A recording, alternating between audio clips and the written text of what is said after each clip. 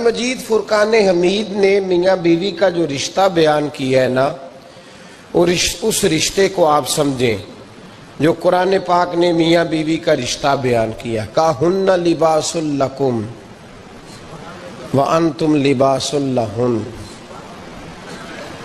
فرمایا بیویاں تمہارا لباس ہیں اور تم ان کا لباس ہو۔ وہ تمہارا لباس ہے اور تم، اللہ اکبر، کیسا خوبصورت لفظ قرآن پاک نے، ہن لباس لکم وانتم لباس لہن، فرمایا وہ تمہارا لباس ہے اور تم، سمجھ آ رہی ہے نا جی بات کی، وہ تمہارا لباس ہے اور تم ان کا لباس ہو۔ تین خوبیاں تو ہر لباس میں ہوتی ہیں، تین چیزوں کے لیے لباس پہنا جاتا ہے، تین چیزیں، تین قسم کی آسائشیں لباس میں پائی جاتی ہیں، اس پر تو تمام مفسرین کا اتفاق ہے۔ سب سے پہلی چیز، لباس جو ہوتا ہے وہ بندے کو گرمی اور سردی سے بچاتا ہے۔ سخت سردی میں لباس لے لیں تو بندہ سردی سے بچ جاتا ہے۔ اس کا مطلب یہ ہوا کہ میاں بیوی ایک دوسرے کا لباس ہیں۔ اگر بیوی کی طرف کوئی تکلیف آتی ہے تو میاں اس کو بچاتا ہے، اور اگر میاں کی طرف کوئی تکلیف آتی ہے تو عورت اس کو بچاتی ہے۔ میاں بیوی ایک دوسرے کا لباس ہے۔ لباس کیا کرتا ہے؟ لباس آدمی کے عیب چھپاتا ہے، اس کے وجود پر کتنے دھبے ہیں، کتنے نشان ہیں، وہ سارے چھپا لیتا ہے لباس۔ میاں بیوی ایک دوسرے کے عیب چھپانے والے ہوتے ہیں، عیب بتانے والے، رونا رونے والے نہیں ہوتے کہ بی بی جب بھی میکے گئی اس نے جا کے رونا شروع کر دیا، اتنی میں تانگو دوسرا ہے ہی کوئی نہیں۔ اور خامد صاحب جب بھی ملے انہوں نے ایک ہی راگ الاپنا شروع کر دیا کہ میری کیا بات تھی، مجھے مل کیا گیا ہے، میں کیا تھا، میرے ساتھ ہوا کیا ہے۔ تو لباس ہیں، ایک دوسرے کا عیب چھپائیں گے، بولیے ایک دوسرے کا عیب چھپائیں گے، ایک دوسرے کی غلطیوں کی پردہ پوشی کریں گے۔ اور تیسرا لباس کا کیا مقصد ہوتا ہے؟ لباس شخصیت کا آئینہ دار ہوتا ہے۔ لباس آدمی کی اچھی اور خوبصورت طبیعت کا حصہ ہوتا ہے۔ جو لباس ہوتا ہے وہ انسان کو زینت بخشتا ہے، خوبصورت کر دیتا ہے۔ داڑھی والا آدمی ننگے سر پھرے تو خوبصورت نہیں لگتا، ٹوپی پہن لے تو بڑا پیارا لگتا ہے، ٹوپی پہنے تو بڑا، اور اگر امامہ باندھ لے تو نور نالا نور ہونا شروع ہو جاتا ہے۔ اللہ کرے آپ خوش ہو جائیں، آمین تو کہہ دیں، اور اللہ کرے فجر کی نماز آپ امامہ باندھ کی پڑھ لیں، آمین تو کہیں۔ چلو کونے جنہ دی داڑھی نہیں انہوں نے رکھنی چاہیے دیئے، جنہ دی نہیں ہونا نو موضوع نہیں تھا، پر ہماری بھی مجبوری ہے، داڑھی آئی جاتی ہے، ہر موضوع میں شامل ہو جاتی، رکھنی چاہیے۔ سب یاد رکھیں، لباس آدمی کو زینت دیتا ہے۔ قرآن مجید کے لفظوں پہ غور کرو، اگر تو شادی کے بعد بیوی کے آنے کی وجہ سے خامد کو سکون نہیں ملا تو اس کا مطلب ہے اس نے گھر کو زینت نہیں دی، اور اگر شادی کے بعد اس بچی کو تحفظ نہیں ملا، اس کو اپنے گھر کے اندر سکون نہیں ملا، تو اس کا مطلب ہے خامد نے اسے زینت، اس لباس نے زینت نہیں دی۔ میاں بیوی ایک دوسرے کا لباس ہے۔ اس مقدس رشتے کو اسلام نے باندھا، اور لباس کہہ کے باندھا۔ میرے رسول کریم علیہ السلام نے پہلے تو خارجی لوگوں کو منع کیا ہے۔ میری ذاتی رائے یہ ہے کہ میاں بیوی کی ذاتی لڑائی کوئی بھی نہیں ہوتی، ذاتی لڑائی، میری باتوں کی سمجھ تو آ رہی ہے نا آپ دوستوں؟ کوئی نہیں آ رہی؟ اللہ جزا دے آپ۔ میاں بیوی کی ذاتی لڑائی کوئی نہیں ہوتی۔ ہوتا پتہ کیا ہے؟ لڑکے سے پوچھیں کہ بتائیں جناب کیا حال ہے، تو کہتے ہیں بیوی میری صحیح ہے، اس کے گھر والے نہیں صحیح۔ سنا ہے آپ نے بھی کبھی یہ لفظ؟ تو اسی طریقے سے اگر لڑکی سے پوچھیں کہ تیرا کیا حال ہے، تو کہتی ہے خامن تو میرا دھیان رکھتا ہے، اس کی اماں نہیں خیال رکھنے دیتی۔ تو لڑائی جو ہوتی ہے وہ تیسرے آدمی کی وجہ سے ہوتی ہے۔ تیری اماں آئی تھی تو اس طرح کہہ گئی، تو تیرا بھائی آ گیا تھا تو وہ یہ کہہ گیا، تیسرے فرد کی وجہ سے۔ میرے نبی کریم علیہ الصلوۃ والسلام نے تیسرے بندے کو سمجھایا ہے، تیسرے فرد کو حضور نے سمجھایا ہے۔ نبی پاک علیہ الصلوۃ والسلام نے فرمایا خبردار، ماں، بھائی، بیٹا، باپ سارے لحاظ کریں، بسنے دے میاں بیوی کو۔ اگر شادی کر دیا تو ان کو سکون سے رہنے دو۔ تم دو جملے کہہ کے چلے گئے، کوئی عیب نکال کے جو چھپا ہوا تھا خامن کی نظر میں وہ نکال کے بتا دیا کہ تیری بیوی یہ کام بھی کرتی ہے۔ اب تم تو ہٹ گئے وہ بات کہہ کے، اب انہوں نے اکٹھے رہنا ہے، ان کی زندگی مصیبت کا شکار ہو گئی، آزمائش میں آ گئے وہ دونوں، ساری زندگی کڑتے رہے۔ ایک عیب نکال کے لڑکی کے گھر والے لڑکے کا اسے بتا کے چلے گئے، تیرے خامد میں یہ عیب پایا جاتا ہے، وہ ساری زندگی کڑتے رہیں گے، تکلیف میں رہیں گے۔ انہوں نے تو اکٹھے رہنا ہے۔ بتانے والا چلا گیا۔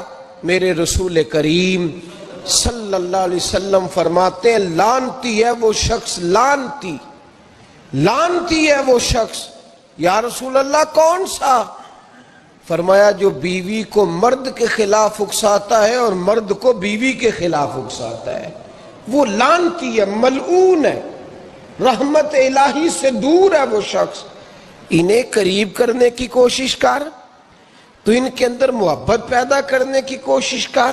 میرے نبی کریم علیہ الصلوۃ والسلام نے جب حضرت سیدہ فاطمہ الزہرا رضی اللہ تعالی عنہا اور جناب سیدنا علی المرتضیٰ رضی اللہ تعالیٰ عنہ کی شادی کی، تو نبی پاک نے دونوں کے سر جوڑے اور دونوں کے درمیان محبت کی دعا فرمائی، دونوں کے درمیان محبت کی دعا فرمائی۔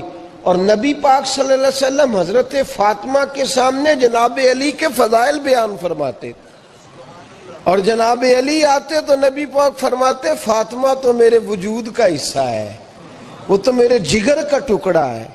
تو ان دونوں کے درمیان الفت پیدا، یہ سب سے پہلے تو خارجی لوگ اس بات کا خیال کریں، سب سے پہلے تو خارجی لوگ خیال کریں، توجہ دیں کہ ان کو بکھرنے سے بچائیں۔ اب میاں بیوی بھی سمجھ لیں کہ ہماری ذمہ داریاں کیا ہیں۔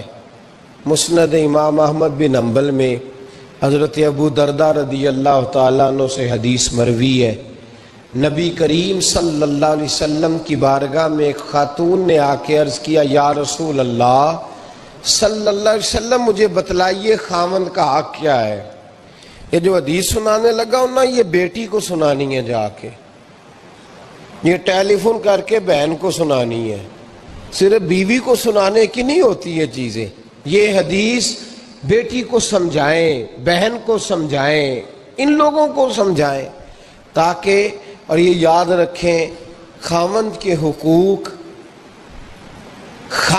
حقوق اگر بچی کے گھر والے اسے سکھائیں نا تو اس کی سمجھ میں جلدی آ جائیں گے، اور بیوی کے حقوق اگر خاوند کے گھر والے اس کو سمجھائیں تو اس کی سمجھ میں بات جلدی آئے گی۔ وہ خیر خواہ سمجھتے ہیں اپنے رشتہ داروں۔ یہ والی حدیثیں ان لوگوں کو سنانی چاہیے جن لوگوں کا بچہ ہے یا بچی ہے، متعلقہ آدمی حقوق بیان کرے۔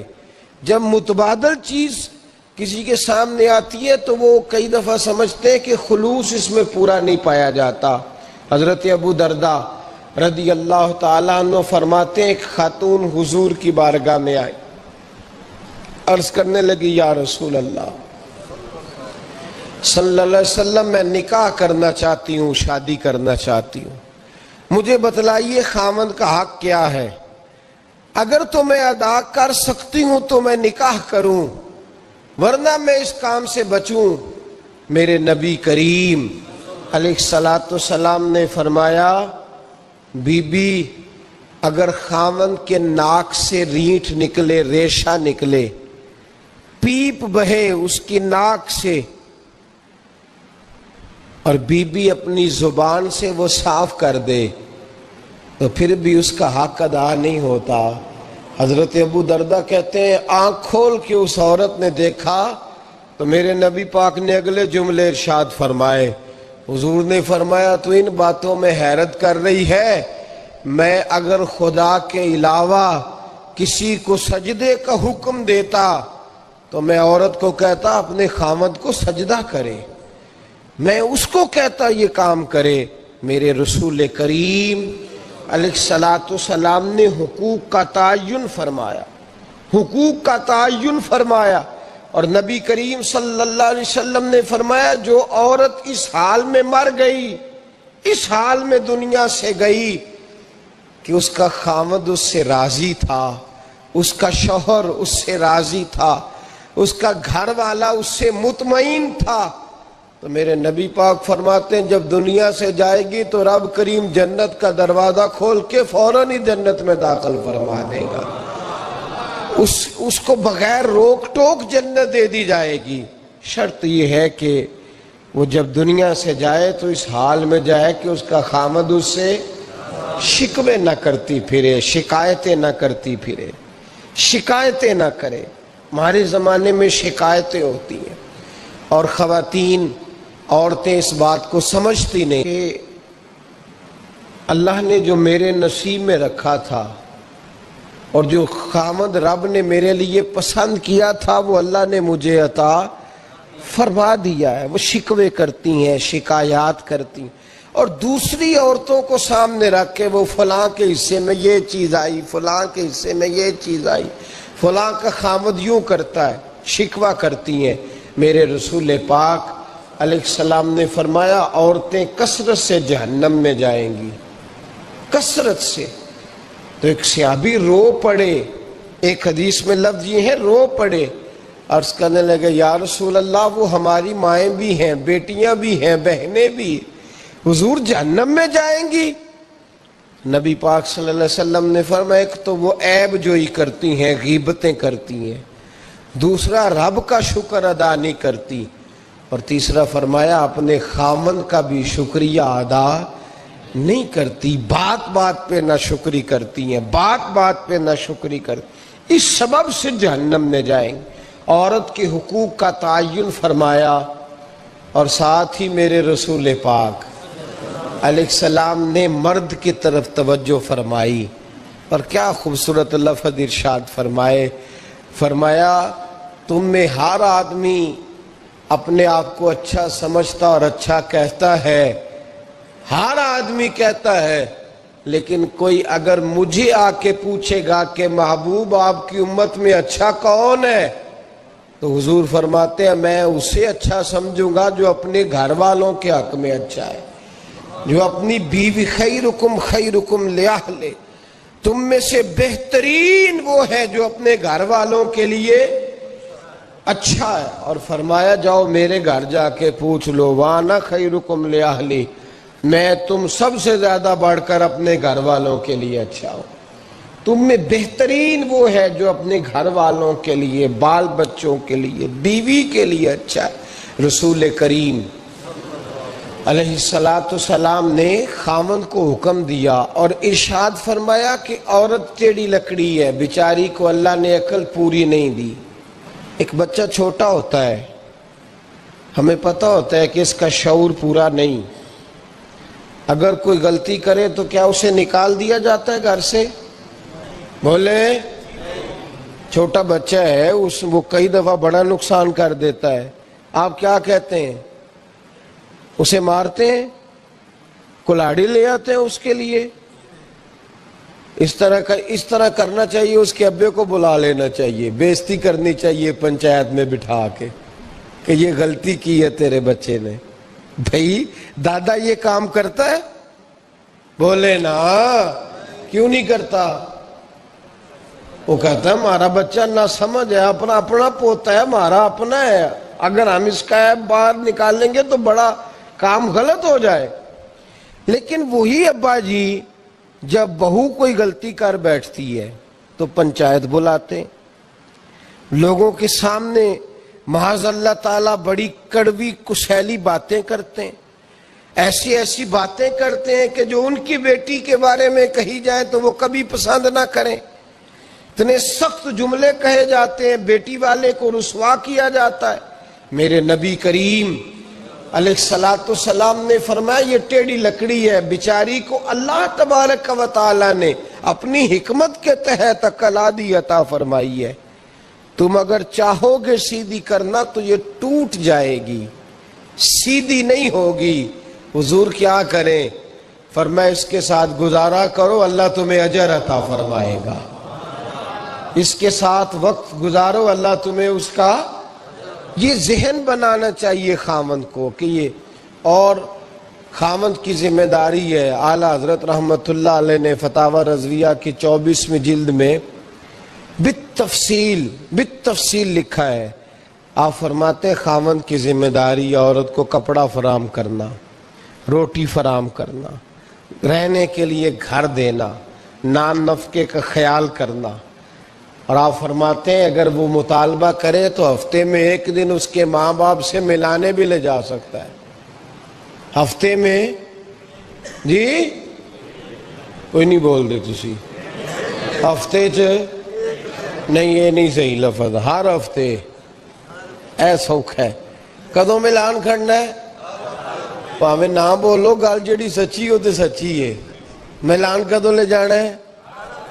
اچھا, اپنی اماں نو روز ملدا ہے سویرے شام, تے وہ کہندی مینوں بھی اماں نو ملا لیا, تے کہندا روز نہیں جائیدا.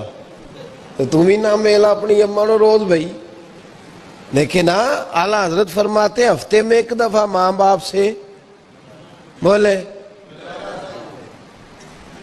بیٹی کا پیار ماں باپ سے زیادہ ہوتا ہے کہ بیٹے کا؟ لو تو سارے انہوں پتہ ہے, یعنی تسی گھٹ کر دے ہو نا, تاں بیٹی دا نام لیا آجے. صحیح بات کر رہا ہوں؟ تو جس کا پیار زیادہ ہے اس کو روک دیا, کہتے نہیں روز نہیں جائیدہ, سال بعد جائیں. بلکہ انتے اللہ خیر کرے, اللہ پاک فضل کرے. داماد صاحب کی عزت ہی نہیں نہ ہوتی, اس کو آنکھوں پہ بھی اٹھائے تو کہتے تیرے گھر دے میری عزت نہیں کر دے. پتہ نہیں ان تو عزت پائیا کیڑی شاید نہ رکھے ہے, وہ کیڑی ہے جیڑی تینوں چاہی دی ہے, اللہ ہی بہتر جانتا ہے. عزت نہیں کرتے تو لہذا میرا پروٹوکول نہیں, پھول لے کے کھڑے نہیں ہوتے گلی میں, وہ باہر نہیں نکلتے, وہ اشتہار نہیں چھاپتے کہ داماد صاحب آ رہے ہیں. اور ویسے بھی میں کہاں جاؤں, مطلب یہ کہ چپس بھی نہیں ہے, انہوں نے سنگ مرمر بھی نہیں لگوایا ہوا, تو میں کیسے جاؤں, میری شان کے خلاف. اعلیٰ حضرت فرماتے ہیں ہر ہفتے وہ بیٹی جو ہے, تو بیٹیاں بیٹیاں ہوتی ہیں. یہ تو اس دن پتہ چلتا ہے نا جب اپنی بیٹی بندہ ڈولی میں ڈالتا ہے, پھر پتہ چلتا ہے کہ دل کرتا ہے ہر ہفتے اس کو ملنے کو, دل کرتا ہے کہ وہ آئے, چہرہ دکھائے, ایک دفعہ مل جائے, ہر ہفتے اس کو ملوانے لے کے جائے, اس کی غلطیاں معاف کرے, اس کے عیبوں پہ پردہ ڈالے, اس کی کوتاہیوں کا خیال کرے, اس سے درگزر کرے. میرے نبی کریم صلی اللہ علیہ وسلم نے فرمایا میں اپنی امت کو حکم دیتا ہوں کہ اپنی بیوی سے بغض نہ پالنا, بغض نہ پیدا کرنا. کوئی غلطی کرے تو بغض نہ پیدا کرنا, بغض نہ رکھ لینا سینے میں کہ تو ہے ہی ایسی, تو ہے ہی, بغض نہ پالنا. اور کیا خوبصورت لفظ ہیں حضرت خدیجہ الکبریٰ کے سرتاج کے, اور کیا لفظ ہیں جناب سیدہ آمنہ کے لال کے. میرے نبی پاک فرمانے لگے اگر تمہیں اپنی بیوی کی کوئی عادت ناپسند ہے تو غور کر لو, ڈھونڈ لو, اس میں ایسی بھی عادت تمہیں ضرور مل جائے گی جو تمہیں بڑی پسند ہوگی. ڈھونڈ لو, غور کر لو, مل جائے گی, کوئی ایسی بھی مل جائے گی جو تمہیں بڑی پسند ہوگی, وہ بھی تمہیں مل جائے گی. ڈھونڈو تو صحیح, تلاش تو کرو, بغض کی اینک نہ لگانا. بغض کی اینک لگا کے دیکھو گے تو کچھ نہیں ملے گا. نبی رحمت سید عالم صلی اللہ علیہ وسلم, پہلی بات یہ ہے کہ اللہ کے حبیب نے تعین فرمایا، اور پھر عملی طور پر چلو در رسول پہ چلتے، آؤ حضور کی بارگاہ میں۔ کہتے ہیں نبی پاک کی بارگاہ میں آئے، حضور نے چہرے دیکھے، کریم سے مسئلہ نہیں پوچھنا پڑا، میرے مصطفیٰ کریم نے فرمایا بھوک لگی ہوئی ہے تم تینوں کو؟ 3-4 دن ہو گئے؟ اللہ کے رسول نے فرمایا مجھے پورا ہفتہ ہو گیا ہے۔ سبب کچھ اور ہے جس کو تو خود سمجھتا ہے، زوال بندہ مومن کا بے زری سے نہیں، بھوک نقصان کا وجہ نہیں بنی، وجہ کوئی اور بنی ہے۔ رشوتیں کہ جو بازار گرم ہوئے ہیں لوٹ مار کے، یہ روٹی کے لیے نہیں، یہ زیادہ کھانے کے لیے، یہ بینک بیلنس کے لیے گرم ہے۔ یہ لوٹ مار کا مقصد کوٹھیاں بنانا ہے، روٹی کا تو رب کریم کا وعدہ ہے۔ جو روز روتا ہے شام کو کہ میرا کاروبار کوئی نہیں، اصل میں کہتا ہے بنگلہ کوئی نہیں، اصل میں کہتا ہے کار کوئی نہیں، پجاروں کوئی نہیں، روٹی تو اللہ عطا فرماتے ہے، اس کا وعدہ ہے۔ فرمایا حضور نے 3 دن بیت گئے، چلو۔ میرا بے تکلف صحابی ہے ابو الحسن انصاری، وہ بڑے نصیب والے ہوتے ہیں جن کو میرے نبی پاک خود کہتے تھے کہ تیری فلانی ذمہ داری ہے۔ اس زمانے کا تو کسی کو کہہ دیا جائے یہ تیری ذمہ داری ہے تو کہتا ہے یہ تو پھٹیکے ڈالنے لگ گیا، یہاں سے تو چھٹی کر جانی چاہیے۔ خوش ہوتے تھے صحابہ کہ ہماری ذمہ داری لگی۔ کہتے ہیں حضرت ابو الحسن انصاری کے گھر گئے، نبی پاک نے فرمایا بھوک بڑی لگی ہے کھانا لا۔ کہتے ہیں حضور نے اسے کہا تو اس آدمی کو تو وجد ہی ہو گیا، اس نے کہا میرے اتنے نصیب کہ حضور گئے کھانا کھلا۔ آؤ دیکھو دنیا والو، آج جو سب سے زیادہ عزت والا ہے وہ میرا مہمان بنا ہوا ہے۔ فرماتے ہیں وہ دوڑے گئے، بکری اٹھائی، ذبح کی، بیوی کو کہنے لگے روٹی تیار کر، ادھر کھجوریں توڑی، انگور توڑے، کہنے لگے حضور آپ جب تک تناول کریں تب تک کھانا پک جاتا۔ حضرت عمر کہتے ہیں روٹی پک کے آئی، بڑا پیارا گوشت، بڑا اچھا سالن، بڑا خوبصورت خلوص والا کھانا۔ فرماتے ہیں میں نے بڑا ہی کھایا۔ نبی پاک نے نہ ایک روٹی لی اور چھوٹی چپاتی، تھوڑا تھوڑا سالن کونوں سے، اور جب نبی پاک نے کھا لیا تو حضور کی آنکھوں میں آنسو آئے۔ حضرت عمر کہنے لگے حضور روئے کیوں؟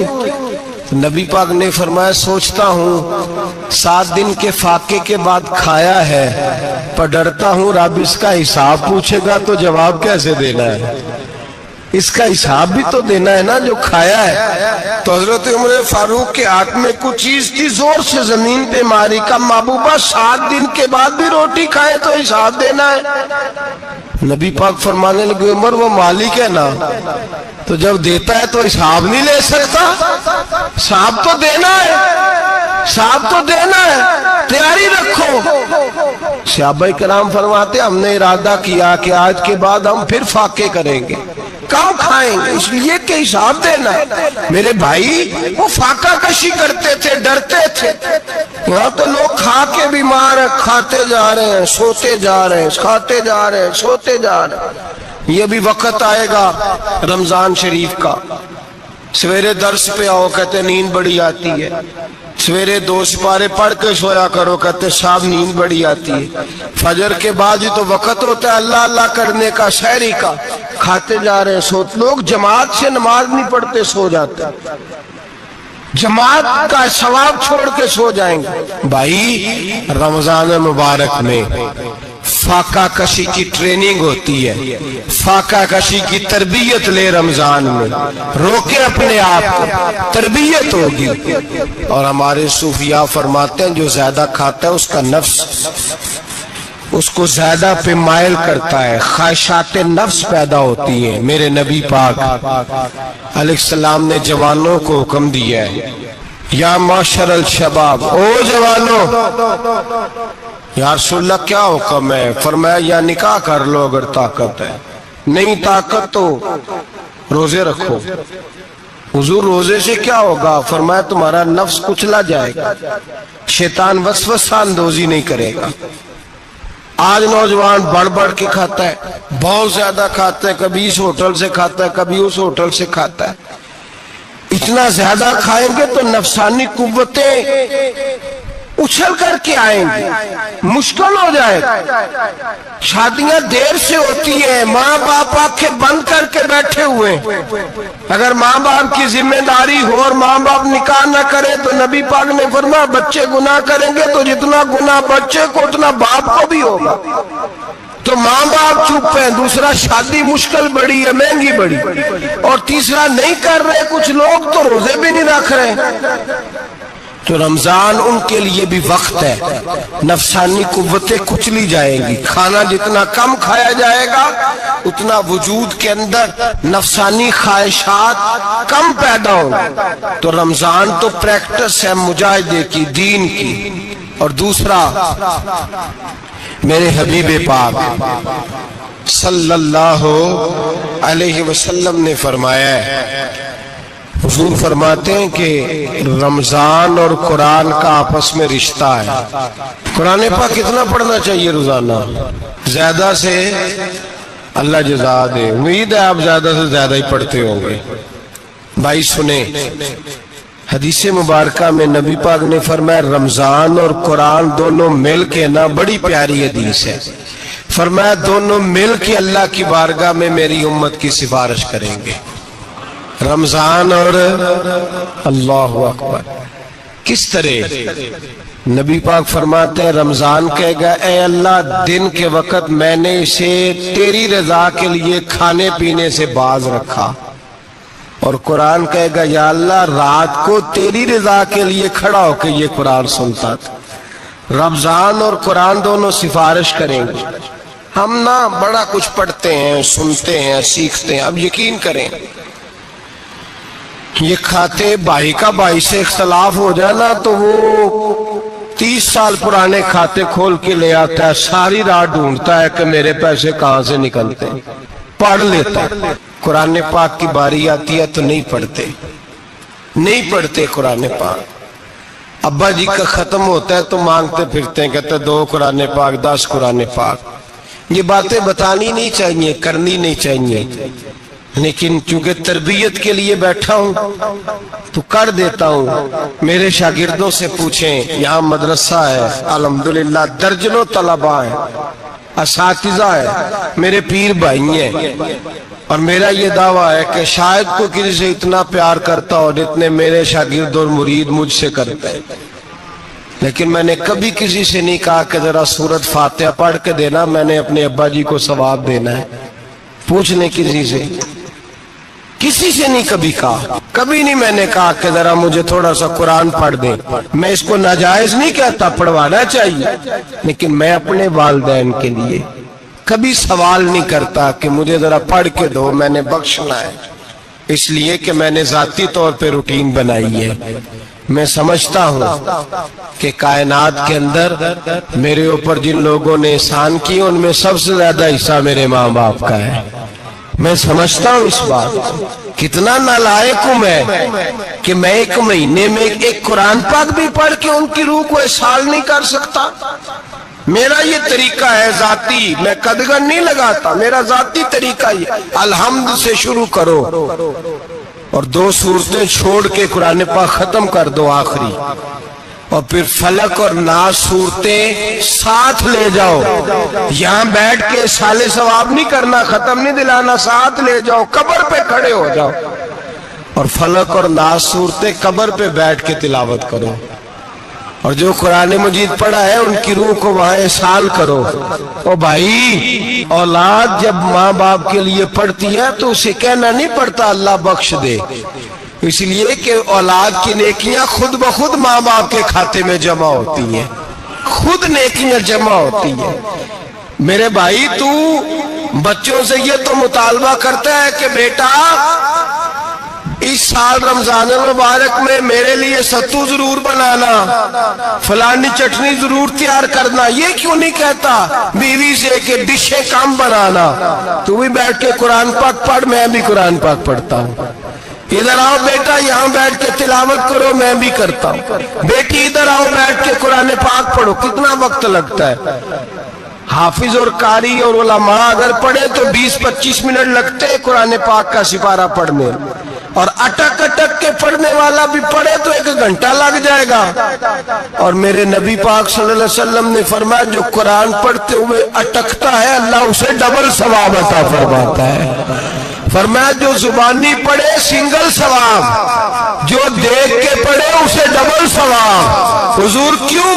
फरमाया इसलिए कि मेरा कुरान देखने पे भी अल्लाह सवाब अता फरमाता है, कुरान देखने पे भी अल्लाह सवाब देता है, देखने का भी सवाब।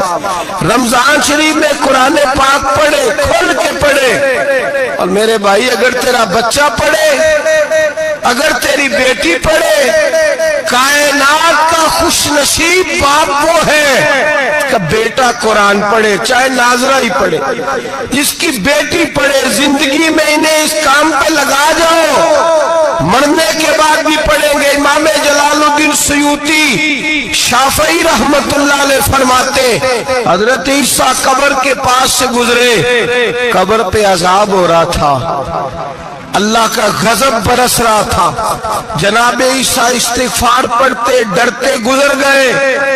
थोड़ी देर के बाद, चंद घंटों के बाद गुजरे तो उसी कब्र पे फूल खिले हुए थे, रहमत बरस रही थी। हजरत ईसा अलैहिस्सलाम अर्ज करने लगे, मौला तू बेनियाज है, मेरी ताकत नहीं तेरे कामों में बोलने की, पर अभी तो यहाँ अजाब हो रहा था, अभी रहमत बरस रही है। जनाब ईसा कहते हैं आवाज़े खुदाबंदी आई, ईसा बंदा बड़ा गुनाहगार था, पापी था, मुजरम था, खताकार था, लेकिन जब इसका इंतकाल हुआ, इसकी बीवी हामला थी, उसके पेट में बच्चा था, बच्चा इसके इंतकाल के बाद पैदा हुआ। आज वो 4-4.5 साल का हुआ है, मकतब में गया है, मदरसा में गया है, उस्ताद ने बिस्मिल्लाह शरीफ पढ़ाई है। फरमाया उसने तोतली जुबान से कहा है बिस्मिल्लाहिर्रहमानिर्रहीम का, ऐसा मुझे बतला इस जमीन पर वो मासूम जिसे अभी रहमान और रहीम कहना नहीं आता, वो तोतली जुबान से मुझे रहमान और रहीम कहे और मैं उसी जमीन पे उसके बाप को अजाब दूं। फरमाया उसने एक बार रहमान और रहीम कहा है, मैंने उसकी बाप की कब्र को नूर से मामूल फरमा दिया है, नूर से भर दी है कब्र, बरकत से भर दी है। अल्लाह करे मेरे बेटे भी कुरान पढ़े, अल्लाह करे मेरी बेटियां भी कुरान पढ़े, अल्लाह करे हम सब की औलादे कुरान पाक पढ़े। देखे ना इमाम आजम अबू हनीफा रमजान में 61 कुरान पाक पढ़ते थे। कितने? 60 टेक। अल्लाहु अकबर। एक कुरान पाक दिन में पढ़ते पूरा, एक रात को पढ़ते, एक तरावी में पढ़ते। 61 कुरान पाक इमाम साहब पढ़ते। आप फरमाते मैंने छोड़ दिए सारे वजीफे, मैं सिर्फ रसूलुल्लाह का कुरान पढ़ता हूँ। रमजान सारा कुरान पाक, सारा रमजान। अब तो आदत ही नहीं रही हमें कुरान पाक की। अगर लोग नाराज ना हो तो महफिल नात होती है तो तिलावतें कितनी होती हैं, और नातें हमने ज़ौक़ ही नहीं बनाया, ज़ौक़ ही नहीं बनाया हमने तिलावत कुरान का। इसलिए कि कुर्रा उलमा फुकरा इनको हम तैयार ही नहीं कर रहे, हम तो एक्टर पाल रहे हैं जो पैसे लेते हैं नात खानी के। माज़अल्लाह ओ मेरे भाई, क्या कुरान मेरे नबी की नात नहीं? हजरत आयशा सिद्दीका रज़ी अल्लाह ताला अन्हा के पास सहाबा गए, कहने लगे अम्मा जी हमें नबी पाक का इखलाक बतलाएं। तो अम्मा जी कहने लगी जाओ जाके कुरान पाक पढ़ो, काला खुलुकुल कुरान, सारा कुरान मेरे नबी के इखलाक का ही नाम है। ये सारी नात है, ये सारी नात। इस नात को सुनने लोग क्यों नहीं आते? इतना राश में अपने नात में उतना तरावी पे क्यों नहीं होता? और मिल्लत का जवान याद रखे, बूढ़े तरावियां पढ़ते हैं, ज़ईफ तरावियां पढ़ते हैं, घुटनों में दर्द है तरावियां पढ़ते हैं, बीमार बूढ़े तरावियां पढ़ते हैं, जवान वहां चौक में खड़े। क्या जवानी इसलिए है चौकों में खड़ा हुआ जाए? क्या जवानी इसलिए है कि सऊदी अरब जाने के लिए पासपोर्ट बनाना हो तो 2.5 घंटे खड़ा रहे तू? शनाख्ती कार्ड के दफ्तर तू खड़ा रहे, प्रोटेक्टर के लिए खड़ा रहे, काफिरों के सामने कासा लेसी करने के लिए तू खड़ा रहे, तू नौकरी पे जाए तो सारी रात खड़ा रहे और तू कुरान के लिए खड़ा नहीं होता? मेरे महबूब ने फरमाया, मन कामा ईमानन व इहतिसाबन गुफिरा लहु मा तक़द्दम मिन ज़ंबि। फरमाया जो रमजान मुबारक में अल्लाह की रिजा के लिए गुनाहों की माफी के इरादे से कयाम करेगा, रातों को इबादत करेगा, अल्लाह उसके पिछले सारे गुनाह माफ फरमा देगा।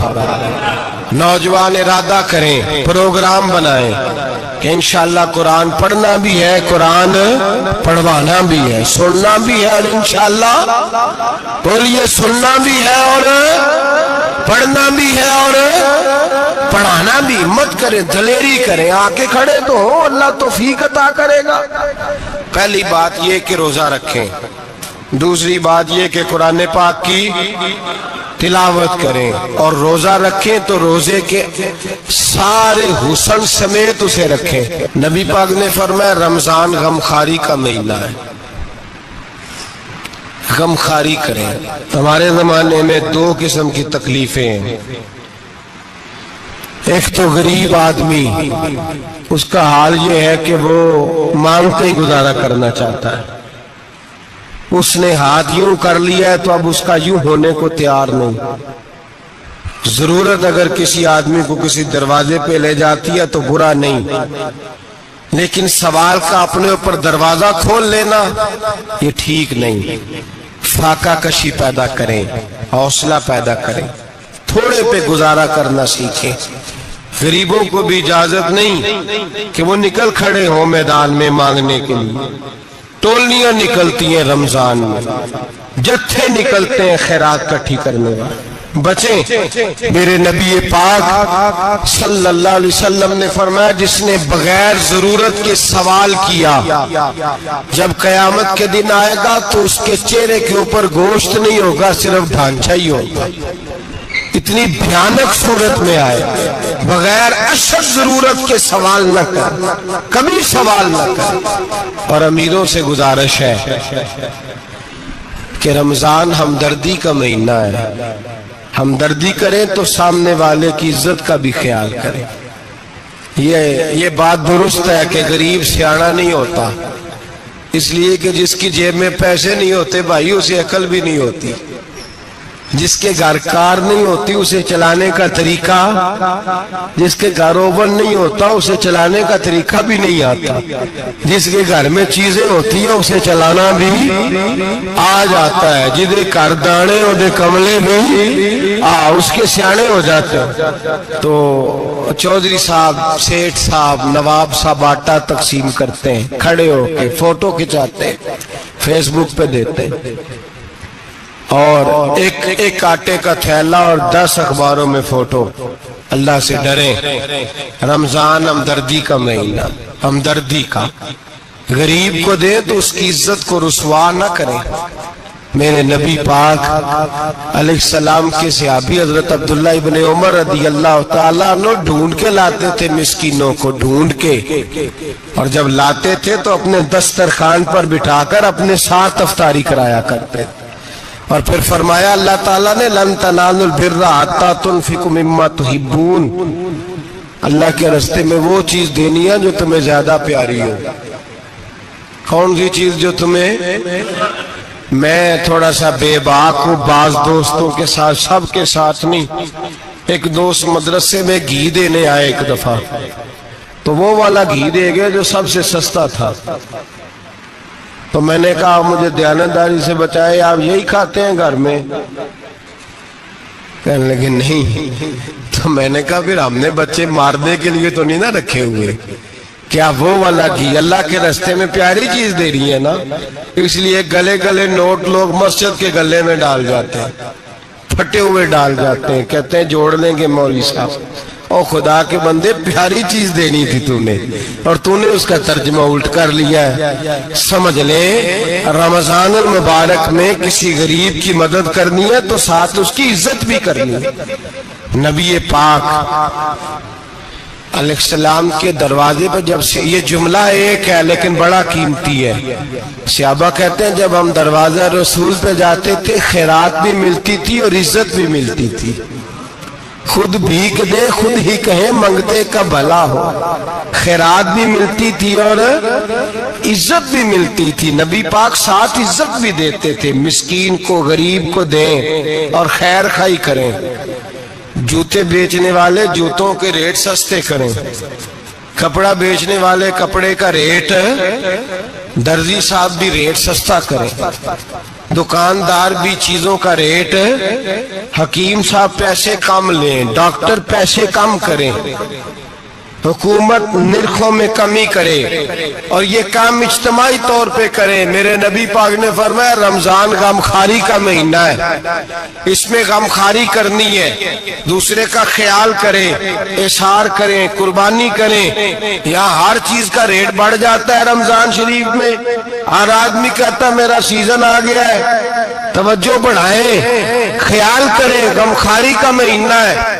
اور پھر آپ لوگوں سے یہ بھی گزارش ہے کہ رمضان المبارک کا جب مہینہ آئے تو جس آدمی کے ساتھ نیکی کرنی ہے وقت پہ کریں۔ کسی غریب کو پیسے دینے ہیں، کپڑے دینے ہیں تو یکم رمضان کو دیں۔ میں اکثر دوستوں سے پوچھتا ہوں، میں کہتا ہوں قاری صاحب نو جوڑا کدو دیندے ہو؟ کہندے ستیویں والے دن۔ میں کہ مینوں لگ گئی سمجھ، تہاڈی سازش ہے کدھرے سواں کے پا نہ لگے۔ ایویں مولوی چودھری صاحب دے نال دے کپڑے پا لے تے کتھے لکھیا ہے اینو دینا ہے ستیویں؟ تسی دسو ستیویں والے دن کو درزی سی کے دیندا ہے؟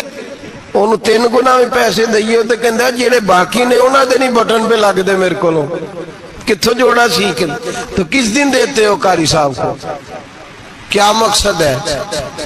پہننے کے لیے دے رہے ہو یا اس لیے دے رہے ہو کہ نہ پہن سکے؟ تو بھائی آپ جب کسی کو کوئی چیز دیں گے تو کب دیں گے؟ جب وہ استعمال کر سکے۔ غریب کو لوگ فطرانہ دینے جاتے ہیں عید سے 1 دن پہلے، تو کیا کرے گا اس کا؟ وہ نہ تو کپڑے خرید سکا نہ روٹی لا سکا، بلکہ میرے حضرت صاحب فرماتے ہیں رمضان سے پہلے دے دو، رمضان کی نیت کر کے رمضان سے 1-2 دن پہلے دے دو، اللہ رمضان جتنا ثواب ہی عطا فرمائے گا۔ رمضان سے پہلے دو جس کو کچھ ہے دن، قبل از وقت تیاری کرو۔ اور میرے قبلہ صاحب فرمایا کرتے اپنے کپڑے بعد میں، غریب کے بچوں کے کپڑے پہلے، اپنے گھر کی ضروریات بعد میں، غریبوں کی ضروریات اس لیے کہ اللہ پاک نے ان کا رزق بھی ہمارے گھر بھیج دیا ہے۔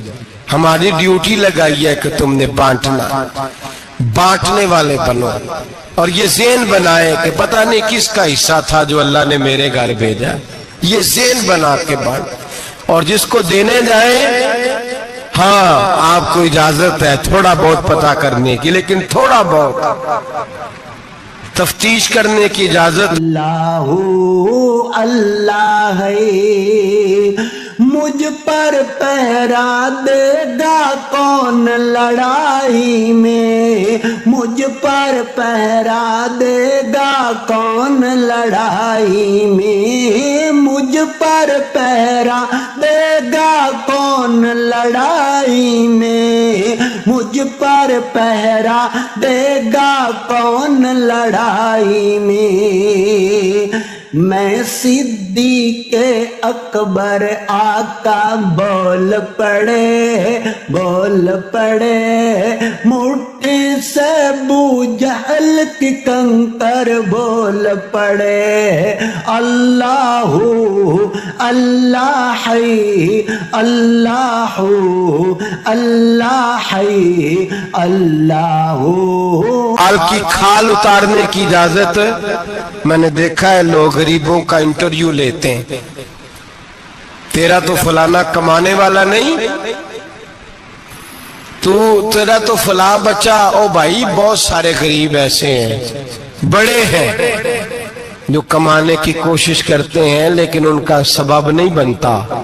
ہاں ہاں ہے ایسے لوگ جو سعودی عرب چلے گئے ہیں کہتے ہیں تیرا تو فلاں باہر نہیں گیا ہے، گیا ہے، لیکن سارے سعودی عرب جانے والے بھی مال کمانے کی طاقت نہیں رکھتے. کئی وہاں بھی بیٹھ کے بیچارے قرضوں میں الجھے ہوئے ہیں، وہاں والوں کے ظلم کا شکار ہے، بہت ساری آزمائشوں میں. تو تفتیش کرتا ہے. میرے امام شافعی کا ایک جملہ اگر آپ کو یاد رہ گیا تو بات بن جائے گی.